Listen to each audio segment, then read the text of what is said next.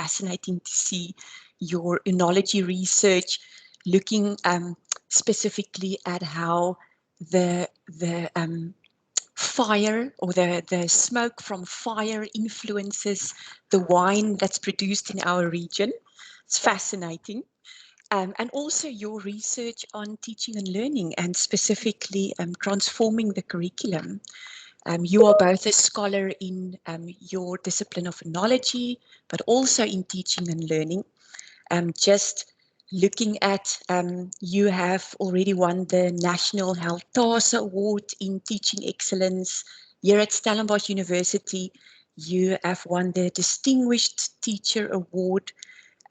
You've held a teaching fellowship here at Stellenbosch University. You are currently a TAL fellow. You are also currently busy with the scholarship in educational research short course. So it's just really a privilege to welcome you as the presenter for our very last Auxin for the year. So you are welcome to go ahead. Just to all the colleagues, you are welcome to type questions in the chat if you have any for Marianne. I will keep an eye out on the chat, and then after the presentation we will have time for questions and answers. So Marianne, the floor is yours. We're really looking forward to your presentation. Thank you very much, Charmaine. Thank you for the intro. I hope everybody will be forgiving of me if I switch off my camera. I'm always much more comfortable when my avatar is presenting for me rather than me. So I will share my screen, go to my presentation and go to the slideshow. Please let me know if you can see the slides. Yes, we can see it. Thank you. I have now lost all contact with you guys, so I do not know what's going on in the background. I decided to talk today about, it started off with a paper by Professor Leslie Lagrange, on Carrere, and I read it with deep fascination and decided that I would like to do something like that for myself. And as I did it, I realized that as you do this, you transform not just yourself, but you start thinking really long and hard about the curriculum. We all know that there have been calls for decoloniality of university structures and cultures, and according to Forster and Quinn, there has been a failure of the discourse of transformation to lead to real change. Lagrange takes this up and focuses on the individual's responsibility for the process, citing Fanon and saying that the individual responsibility is a necessary condition for decolonization from which no one is exempt. And I thought that was really interesting.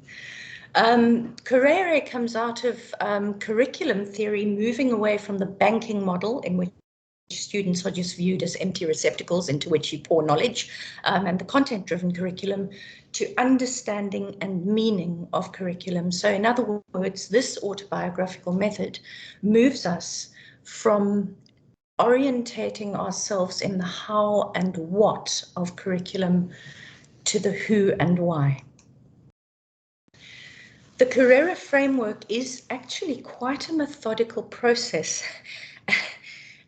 And yeah, I was a bit taken by surprise by it. So it includes 4 steps or benchmarks. The first is kind of the easiest one. That's the regressive, where you go into your past, you revisit your past, you enlarge your past, and you concentrate on particular aspects of your past.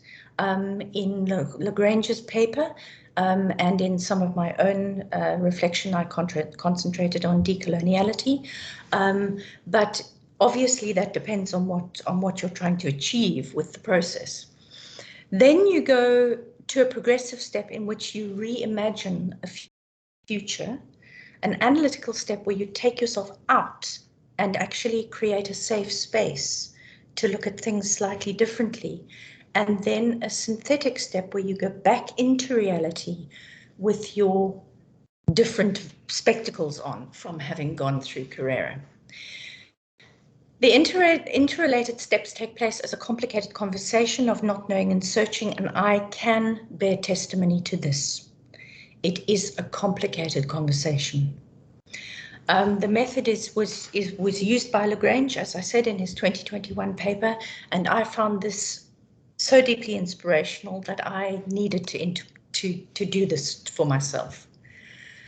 If we can connect Carrera and curriculum, Freire says, and this is borne out by Pinar in his model of Carrera, the essence of oppression is to obstruct the pursuit of self-affirmation as a responsible person.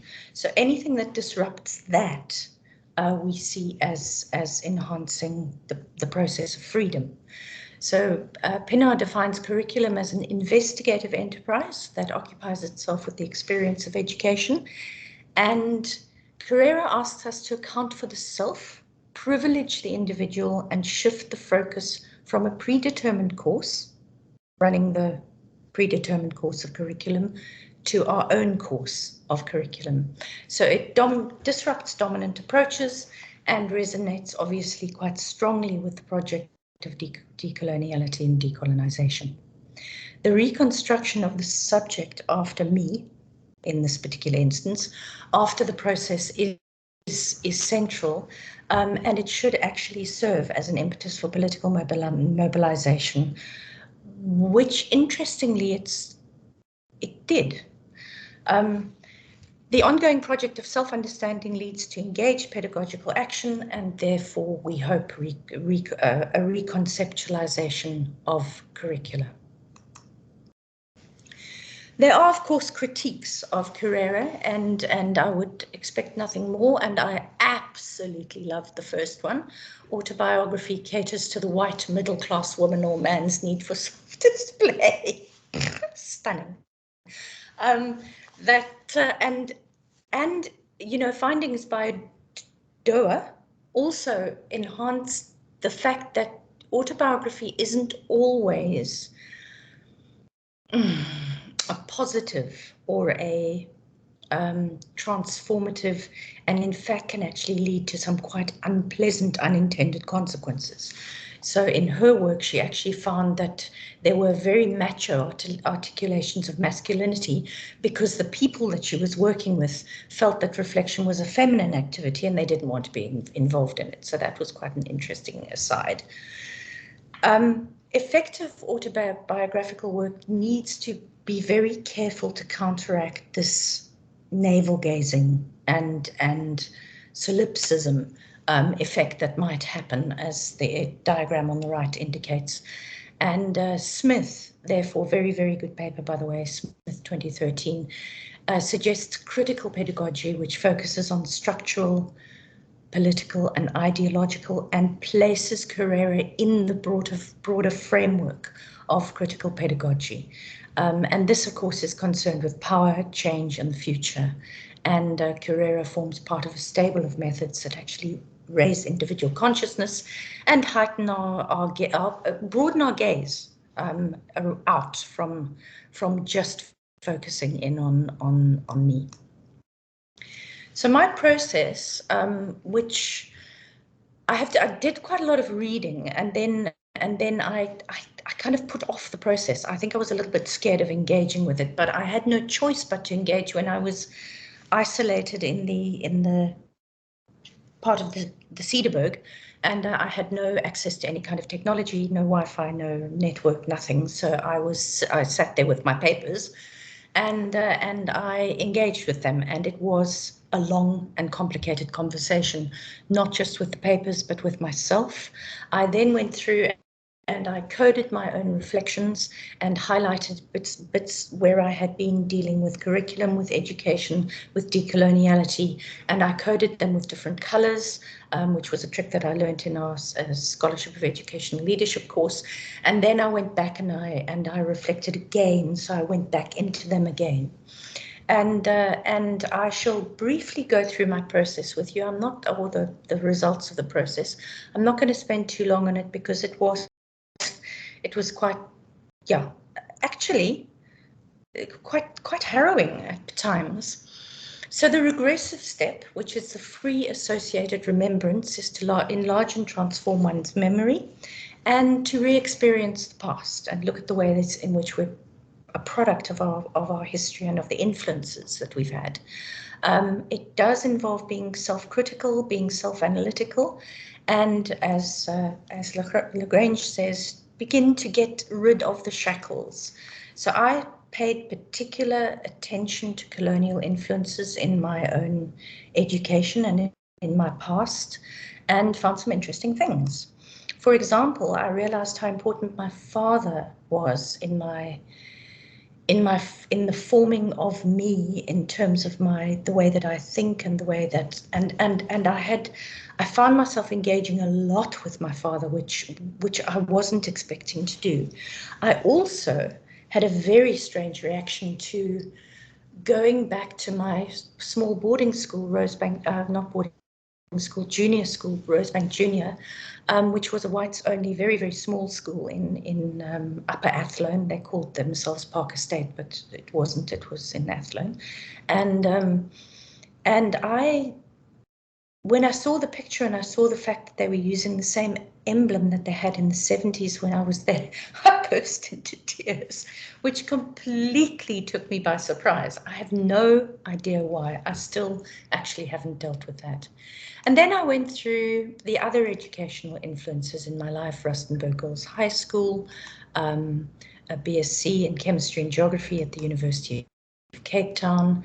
I worked for a long time at St. Francis Adult Education Centre in Guguletu, where I taught adult learners who hadn't got their matric. I taught them geography, and that had quite a profound influence on me and actually started off my love of teaching. I did an MSc Agric. I was the first person, I believe, and got capped by the inimitable, yes. And that was an interesting process for me because also I was so othered. I was really, really othered, and I hadn't realized how I was othered until I went back and looked at the class. There were 12 guys, they were all from farms, and me, the only English-speaking person in the class. And I was othered by the industry as well. I couldn't get a job in the industry, in the wine industry. It was impossible. It was run by old Afrikaans men. That was it. And then I went and taught at Plumpton College and did a PGCE and certainly got more involved with teaching. And then finally, very late, I did my PhD at Stellenbosch, which obviously had a profound impact on me as well. So I went through all of those, and I'm not going to dwell too much on them, but just to say that it was really, some of that was quite a difficult thing to do. The progressive step of Carrera takes us into the future, and it asks us to focus on the future, but in a different way, to reimagine the future, to think about what the future might be like if things were different. So I looked at my future with decolonized spectacles on, and I tried to imagine the future of Stellenbosch University, how it might be different, and take myself into a kind of rainbows and unicorns version of the future, but very clearly focusing on decolonial aspects. So this is part of what I came up with. What might a post-colonial university look like? What might a post-colonial Stellenbosch University look like? Is it a monolithic, white, echoing, deserted, litter-strewn mess, pretending to be Yale, Cambridge, or Oxford, stuck at the end of Africa, slowly dying? Or is it an energetic, intellectually towering, busy place full of engaged people who genuinely care about themselves, each other, their country, their continent, their planet, and have built a sustainable, creative, socially just institution that vibrates and flourishes and overflows into the academic spaces around it. A place where people are treated with respect and are not expected to inhabit some other persona, the institutional norm, when they're at work or learning, but can be authentic, critical, caring selves. An institution where contributing to and embracing social justice and broader questions within curricula does not preclude career advancement. Where our programs don't create othering, but encompass all the variables, options, opportunities that create the best possible learning for our student, no matter what age, creed, colour they are. Their identity is not irrelevant, as our programs sometimes, especially science, try to say it is, but highly relevant and important. And we use every opportunity we can to bring them in and to create knowledge with them and to give them choice. And that took me into the analytical step, which is quite a strange one. And I really battled a little bit with this. And actually, Lagrange really helped me because he envisaged this step as bracketing myself away from past and future to create a space in freedom which I can inhabit for myself. So it was a little bit like looking at the previous step, but this time taking myself away and out to imagine who I would be, shaped by possibly a different past and a different present. So as I said, I don't fully understand the step, but I think I'm supposed to detach and imagine a moment in freedom, liberated from colonizing thoughts. I have no idea where to start. So I decided to say, what if I'd been born black and male in South Africa in the 1960s? What if I had lived in a truly democratic country? What if I'd been the beloved, much wanted daughter of a matriarchal family instead of a patriarchy? What if I'd gone to a co-ed school instead of a girls' high school? What if my undergraduate degree had taught me worthwhile skills and given me a sense of empowerment and agency? What if my postgrad degree had prepared me to stand alone? What if the industry had accepted me for who I was and what I could bring? What if my institution had, a decade or more ago, recognized the value of teaching and learning as a career path? And what if I wasn't a hot mess of dichotomies as a result of my colonized past and desperate aspirations at decoloniality? What if we were able to do this for our students? And then the synthetic step, which is also a little difficult, and certainly reading Pinar, I didn't get any kind of a sense of what I was supposed to do. But again, Lagrange was incredibly helpful. And it is an account of the self and a look at the meaning of the present, and particularly for me, what can I do better? So my synthetic step took the influences of my past and said, okay, I was surrounded by a mix of flawed, complex, worthy adults trying to do their best in circumstances beyond their control and their ken. People very like me. Another thing that occurred to me while I was doing this, and that I have been feeling far more lately, is that I am so grateful. I'm so grateful that I work in an academic institution and for the opportunities that I've been given. I'm so grateful for my academic freedom, my agency, and the differences that I can make in people's lives. I love science. I love teaching. I want to use this opportunity. I want others to see that it seems impossible until it's done. And in the end, I think it's about giving people choices. And perhaps that was something that I took away, that I didn't always have choices. We need to be offered choices around how we do things, the paths we walk or not walk, depending what we want. We shouldn't be forced to be a certain way by the institution or the curriculum in order to be perceived as fit. If I'm calm, measured, rational, it is because I choose to be that way and not because science or the institution demands it. If I fit the model only if the model fits me.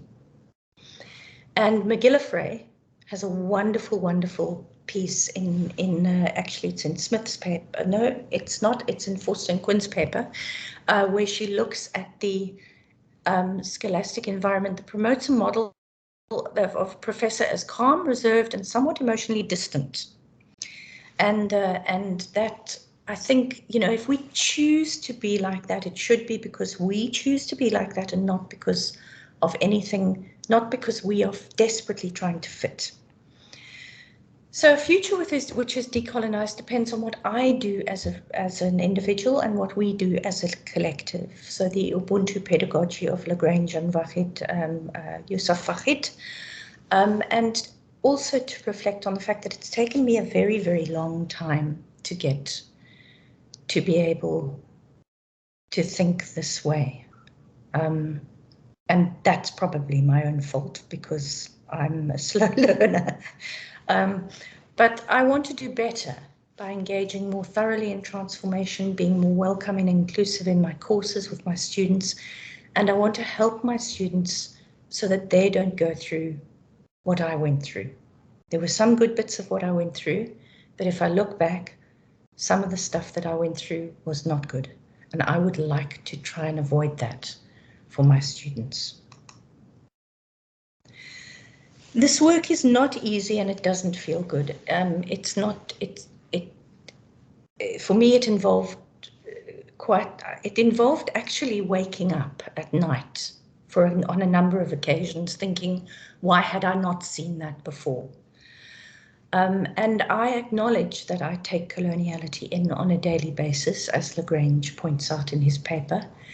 It is a very specific kind of a journey, and that unlocks places within us and shows us our own vulnerability and humanity, and it shines lights on corners of ourselves that we've forgotten about, which was very interesting. And if we can shine that light on forgotten places in ourselves, doesn't that make us much more open to shining a light on forgotten others, or others that we have not yet seen, or those that are in the process of becoming? I'm going to go a little bit now into where I want to take this. So leaving Carrere and the process a little bit behind, but taking it forward. And Forster and Quinn are very clear that lecturers have a moral responsibility to respect difference and to be concerned with wider issues. And we also need to understand cultural agential mechanisms that account for resistance to change and reluctance of academic to transform themselves. And this is where I sort of wanted to go with this. There is very definitely a reluctance, and Buller talks about the replacement view of change and the sunk cost fallacy, where the replacement view of change is A to B instead of A to A prime. So taking a simple melody and adding a beat to it does not make the melody go away. It enhances it. And sometimes we don't always see that. And the sunk cost fallacy is the idea that we have invested so much in something that we can't let it go, that we are scared to let it go because it means that we've lost something, that all of that effort and energy and time and money and all the rest of it that we put into that thing is now being destroyed and taken away. And that is actually made very clear by Buller, a fallacy, because you don't lose any of that. You add to it and you change it to A prime. Blackie and et al., thanks Max, also said that we need to consciously and deliberately attend to relational aspects of staff development and take time, energy, and resources to treat academics as a whole person with individual fears, needs, strengths, and weaknesses. And growth, change, and evolution are a part of life, and for truly transformative academic staff development, we should require a willingness on ourselves, on everybody, to allow ourselves, to give ourselves permission to grow and change, and to not be worried about it, not be scared of it. And how to do this? Well, one way is to start with Carrere. I'm particularly interested in science as well, and there are some issues around science which are unique to science, and I'm not going to go into them now.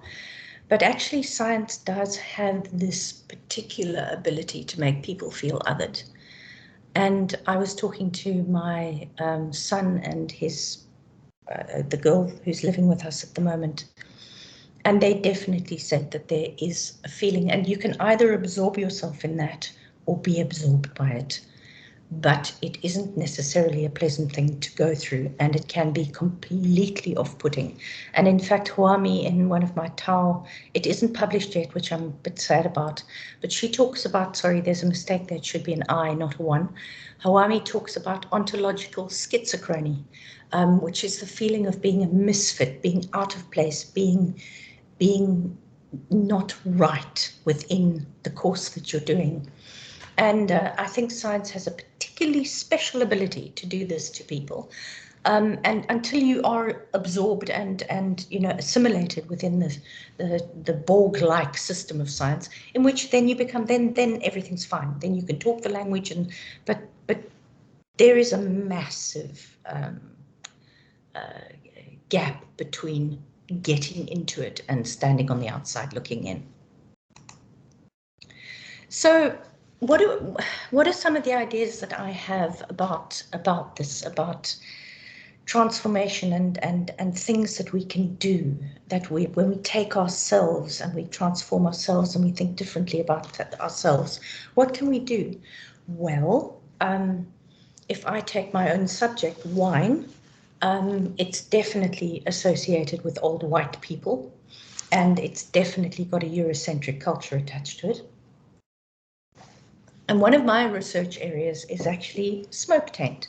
And this is a problem that happens when you have wildfires in close proximity to vineyards, and the smoke actually gets absorbed into the grapes. Literally, the compounds in the smoke get taken into the grapes, and the wine tastes of smoke.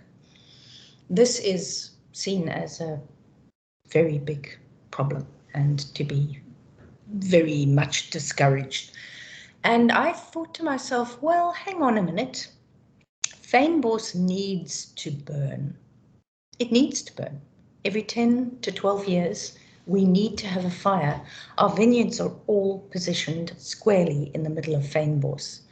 There are very few vineyards that don't have Fynbos within shouting distance of them. So why are we so hysterical about a little bit of smoke in our wine? Why are we so desperately worried about being dictated to by international wants and needs? Why do we have to subscribe to other people's norms? The Europeans always say, oh, South Africans love braai and they've got an acrid palate. Well, actually, no, we don't. We just don't mind a little bit of well-managed, well-placed smoke. So I have kind of taken it on board myself, and I'm writing an article for Wineland, which has to be in on the 23rd of October, yay, where I'm going to actually look at this and say, can we not please be forgiving? Interestingly, in Australia, this has already started as a result of people's emotional reaction to the fires and to the trouble that the industry was in. Consumers started saying, I'll have a little smoke taint. I don't mind a little smoke taint if it helps the industry. So I know that consumers are open to it. It's a matter of the industry themselves getting there. So that's one place where I kind of thought maybe I can do a little bit of decolonial work. And I've started talking to the students about it, and then some other ideas. What if we, instead of letting students choose their own groups, we mixed them up ruthlessly? And that's what I did at the beginning of this year. It was not well received to start off with. I needed a driver and a backup driver, because the students go out to various farms and they go and do visits when they were allowed to. So I needed people with a car, and as life would have it, the people with a car are the white Afrikaans girls. And so I had to mix up the groups. So it kind of happened as a strategy, but it also happened a little bit as a logistic practicality. And I mixed up all the groups, language, race, creed, culture, didn't care, mixed them all up and told them to get on with it.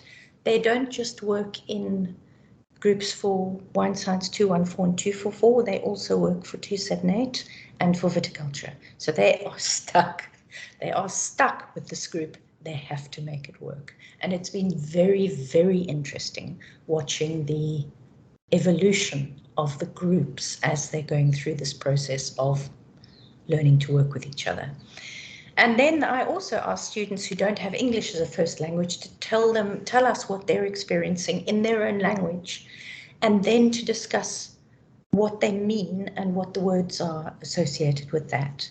And come up with other words and come up with words that are as close as we can get in other languages. So that's been a really interesting exercise. And then I also get students to reflect at every single opportunity I possibly can, to use creative methods, devise aroma wheels, health and safety plans, create products, marketing plans, design African labels, describe their, pretend. We do a lot of pretending, which sometimes they like and sometimes they don't like at all. They get very confused, but I try anyway. Braidotti's humble experiments. So my questions to the group, and what I'd like to kind of take home is, there's quite a lengthy list of questions, but they are sort of structured, is when you teach and when you set up your modules and when you look at recurriculation and when you think about your courses, who are you? What are your war stories? What are you comfortable with? What makes you uncomfortable? Why does it make you uncomfortable? Are there strong theories and beliefs that you hold, and are these right for now? Do you acknowledge different ways of doing?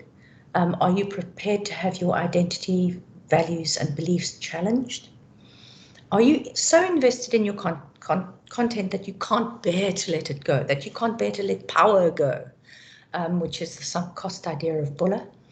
Do you have a replacement view of change rather than a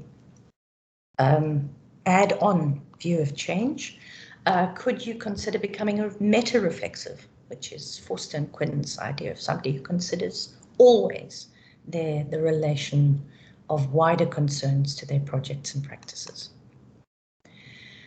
And then talking a little bit about knowledge and students. What knowledge and whose knowledge is important for us, for your subject? Where are you making assumptions, and how do you think these assumptions make your students feel? I assume everybody can smell.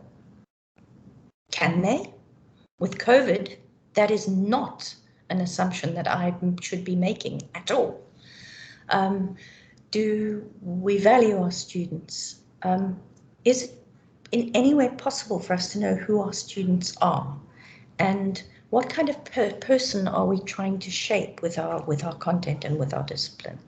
And can our students bring knowledge to our discussions if we let them?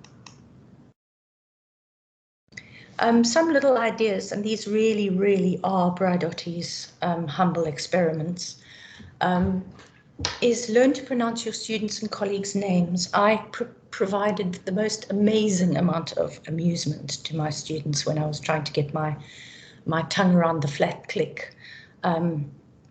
It really, you just have to do it. There's no way around it. And then the history of your field in South Africa. Can you use examples from South Africa in your context? Are there people doing interesting research in your field in South Africa? What do you know you're doing already in terms of putting Africa front and center? And has it been successful? Are you happy with it? Could you maybe do more? Can you find a lexicon in other languages that you could, or even devise a technical word lexicon in other languages, maybe with the help of the students and discussion? And who are the hot-blooded, illogical, and even mad people, and that's Gribben describing scientists working in your field? And can you personalize your subject?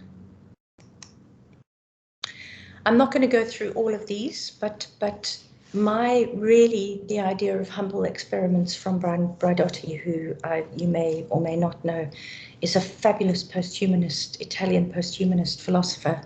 And, you know, just trying something, and if it fails, it fails. I've had failures coming out of my ears, but what they've done is they've taught me, and they've helped me to learn more about my students.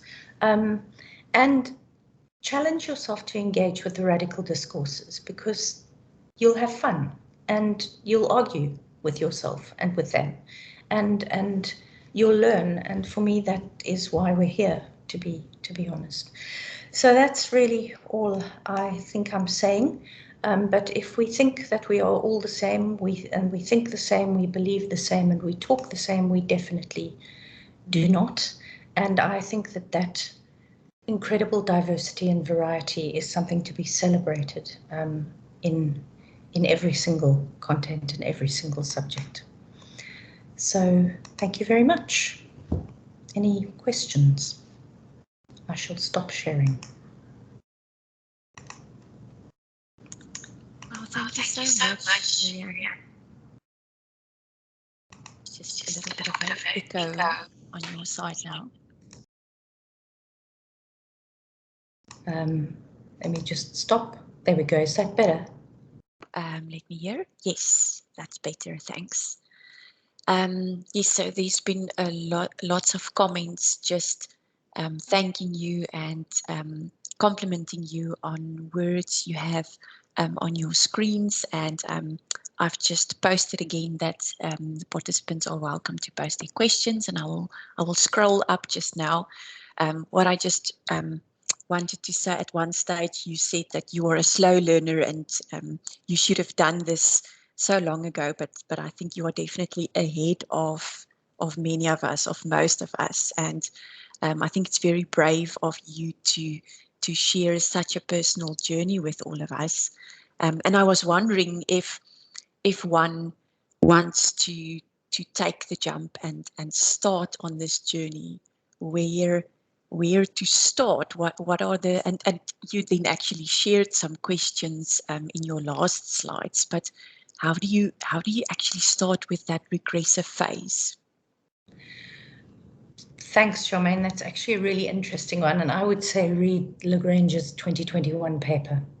That really, his incredible description of the process, and for me, the original, it's quite sweet actually. The original paper by Pinar was a talk that he gave at a university, and it's written with all of its flaws and its faults and its spelling mistakes. It's actually really, really sweet. So for me, that was really interesting to read through. But Pinar's a little bit like Delusion and Guattari is. He is a little incomprehensible occasionally. So I really relied on Lagrange for his guidance in his papers. So that's where I would start, and start at primary school. I started with my father purely by accident, and then that just developed. But you know, that just start anywhere. It doesn't matter. It doesn't matter. It's an incredibly enriching thing. Even if you start with yesterday afternoon, it's a really interesting thing to do. Thank you, Marianne. I'm going to scroll up in the chat to find specific questions, but if there's anyone who would like to put up their hand, they are welcome to do so.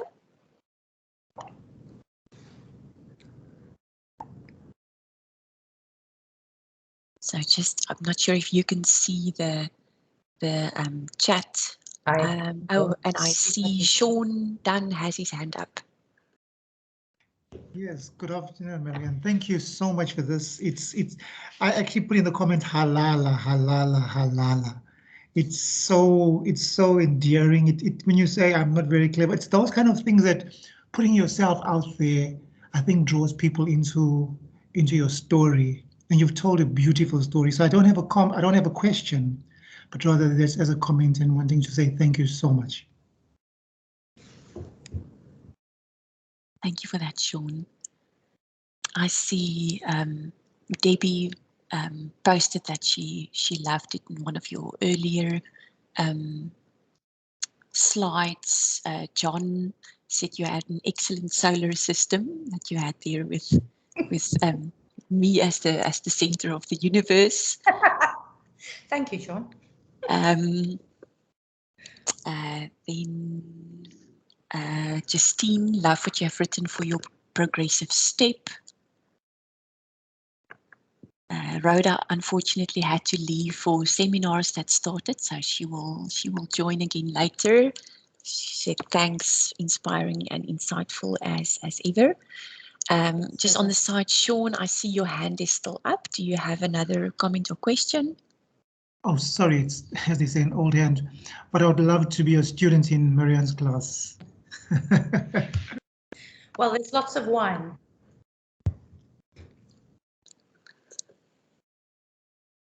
Thank you very much, Gerda. Gerda has posted Lagrange's paper on the chat. Really, it's a very, very interesting paper. The one by Brian Smith as well is really worth reading because that's a critique, and he goes into quite a lot of depth about you know, how Curera evolved, and it's a really good, solid discussion of Curera there. That one, yeah. Thanks. Gerda, you have your hand up. Thank you, Marianne. That was very inspiring, very beautiful. Please tell us more about Braidotti and the humble experiment. What is that? How do I do that? Braidotti, she's quite amazing. I came across her a couple of years ago. I was actually introduced to her by Elmrico Standias, and she also talks about transformation and transformation of the self, and how you, in order to do this, carry out small, what she calls humble experiments. So little exercises which don't have to be published in international education journals, and which don't even have to be talked about at Circle, but just exercises which are safe, which are structured, which are caring and careful, where you can test an idea. And I do tell students, I say, listen, you're guinea pigs. So I'm sorry, you're guinea pigs. We're going to try this. And if it really, really isn't working, let me know and we'll make another plan. Obviously, with formal content or credit-bearing assessment, you have to be a little bit careful. But certainly for some of the exercises and the self-learning checks and the things that I give them to do, I do experiment, and I tell them that they are lab rats, and we do some. But I've actually had the most, even though I know they get very, very cross sometimes, I also know that they really appreciate how much it teaches them. So I'm reasonably competent or confident that what I'm doing, because I do give them summative quizzes and things as well, and they all do fairly well, but I would expect them to, because they're information finding missiles. So I mean, you can't tell a student to not find an answer, consult a friend, look on their phone. It's just hopeless. Anyone who tries to do summative tests and exams in the current environment, I take my hat off to you, but it's not something that I would try. So yeah, the online environment has been very, very, very good to me, I have to say, because I've been able to experiment even more. So Braidotti wrote The Post-Human, and she wrote a number of other papers, and you can some of her work is incomprehensible, but The Post-Human is a really, really excellent. She's also done the Post-Human glossary. I know that people have moved away from post-humanism into other areas, but it is still, for me, a place where I like spending time. Thanks, Marianne. Thank you, Gerda, for the question. Some more comments. Ruenda says this presentation felt like therapy. Thank you for sharing so openly. Karen says, I admire your courage to undertake this process and share your deeply personal journey on a public platform, Marianne. Thank you for what you could learn, for what we could learn from you for our own reflexive journeys. Gerda, you have your hand up again. Thanks, Charmaine. The Gribben point on the hot-blooded in our sciences. Why? It's a book called The History of Western Science, written by John Gribben, and I was really interested in it because he comes at the history of Western science not from he does come at it from the point of view that the truth is out there and we just have to find it, which is what science kind of says.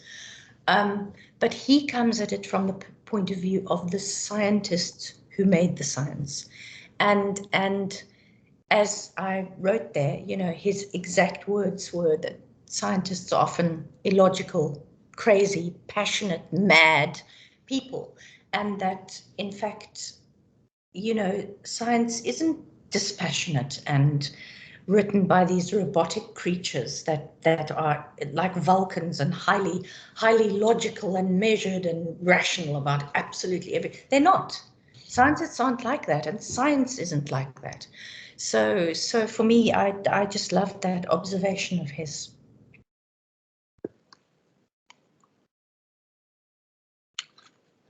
Thanks, Marianne. Thanks, Gerda. Anyone else with a question? There's some more appreciation in the chat. Cornell is asking, is there a reference from Brian? It's Rosie, and it is Dottie, and the book is called The Posthuman. It's, sorry, small letter, H-U-M-A-N. Here we go.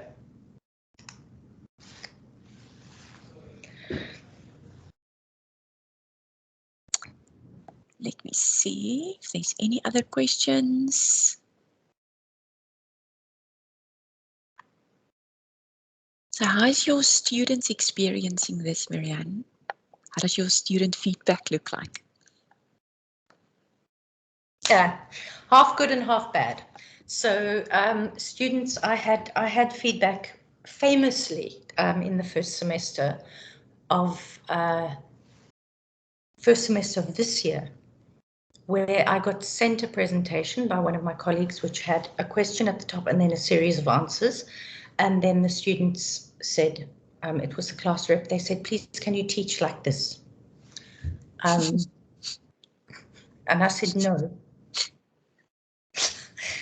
But then I realized my mistake was that they didn't understand what I was trying to do. So I got them all together on MSTeams and I said, this is what I'm trying to do. And then they said, oh, okay. But yeah, I've had bad and good criticism. They like structure, and I am not always. I give them complete freedom. So I say, I don't mind if you do this or do this or do this. You have that. They had to, exactly this morning, I got an email from a student going, we have to submit a portfolio of tastings, but we don't understand why you've said that it can be any tastings. Why is it any tastings? Why isn't it the 278 tastings? And then my colleague Talita Fenter wrote back and said, because we're trying to get you to not think in silos, we want you to think across all of your. So it's yeah, some students really like the structure and really want to be structured, and I never get good feedback from those students. I do really try to scaffold and put everything in place and make sure that it's all, that the readings are there, the advice is there, the presentations are there, the voice notes are there, everything's there, I'm there, but sometimes it doesn't work. They want someone standing in front of them, and they want tests, and they want to be told this is what you must learn for the test, and so you learn that by heart, and then you regurgitate it, and that's your job done. You got your degree. And I am trying to say to them that's actually not, my dear darling creature, how you learn to think in higher education. So yeah, I am. I don't always succeed. You know, you can't please all the people all the time. It's what you mentioned now about choices, and you mentioned it in your reflections as well, how you value having a choice where you want to focus your attention. Do you want to focus your attention on the scholarship of teaching and learning, or should it be on analogy and to be valued for your choice? That was really interesting for me, and it's good to see how you try and get your students to also realize that choice is actually good. I suppose in ideal circumstances, I would give the ones that wanted to just do a multiple choice test, the multiple choice test, and the ones that wanted to fly and think critically and be creative and synthesize new information, I would give them the projects that I'm doing at the moment. What Melanie asked, what are the most meaningful assessment shifts I've implemented? That's a really nice question, but I couldn't possibly answer it in a few minutes. I think just giving them, number one, carte blanche, and number two, I do have very structured assessment briefs where I lay out the assessment criteria very clearly into pass, merit, and distinction, so that they know what needs to go in. And then one of the things that I do is I try and give them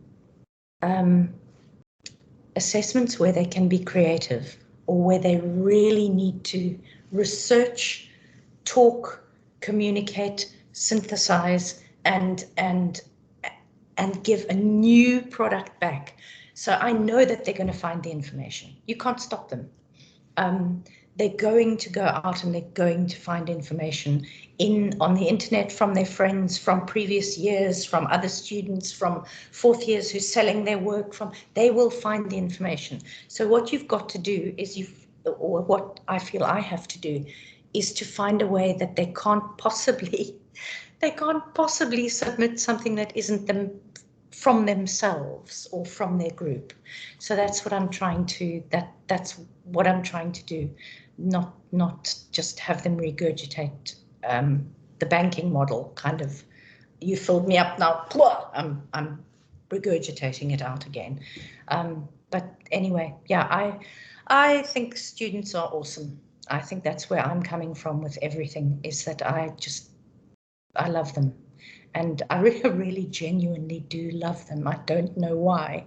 And they make me laugh, and they make me happy. And so I kind of, yeah, I just want them to do something that really, really engages them and really helps them to learn. I'm not sure I'm always successful, but I try.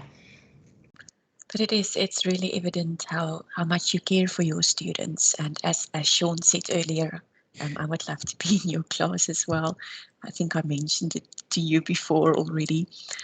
Karen says choices teaches responsibility too. And then Gareth also said, and it feeds into intrinsic motivation, which is not just being motivated by the marks that they get from their tests. Yep, thank you. Melanie also said students are more resilient than we give them credit for.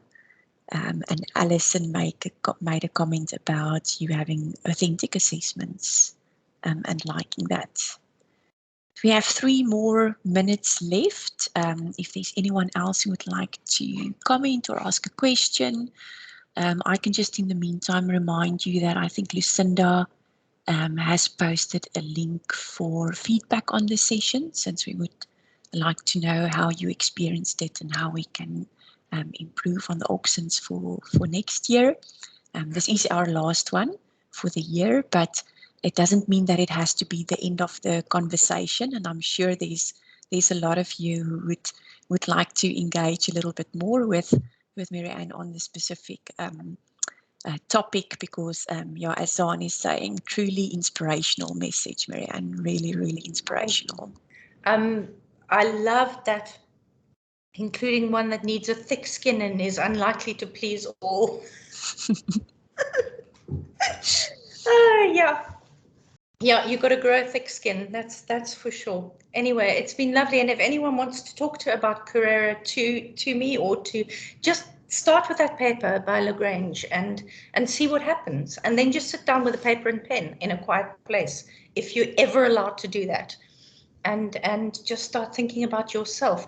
It's a little bit of a luxury, it feels a little bit almost naughty, but once you start doing it, it's incredible what you uncover. So I really would recommend to everybody that you go and have a think about yourself. That we all go to the Cederberg for a for a breakaway. Yes. And I think what's important is you showing us how important it is to make time for it. Absolutely, Charmaine. Any last questions? Any last comments? Thank you so much all for being here. I really appreciate it. Well, we want to say thank you so much for being here. Thank you for everyone who attended. We know it's a busy time of the year. We really, really appreciate, Marianne, first of all, your time, taking time to prepare for this and sharing all your wonderful ideas with us. We really, really appreciate it. And thank you, everyone who attended. Thank you.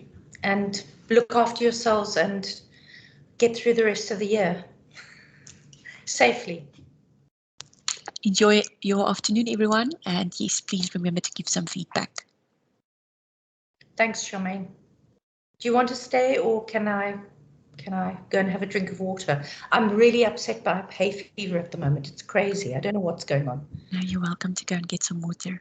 Thank you. Thanks so much. Thanks. Cheers. Bye-bye. Thanks, and thanks, Charmaine. Thank you so much, Charmaine and Marianne and colleagues, for coming. Thanks, Gerda, for arranging everything for the Auxin, and also Lucinda for doing all the administration in the background. Mooi bly julle, lekker dag. Bye, Margriet.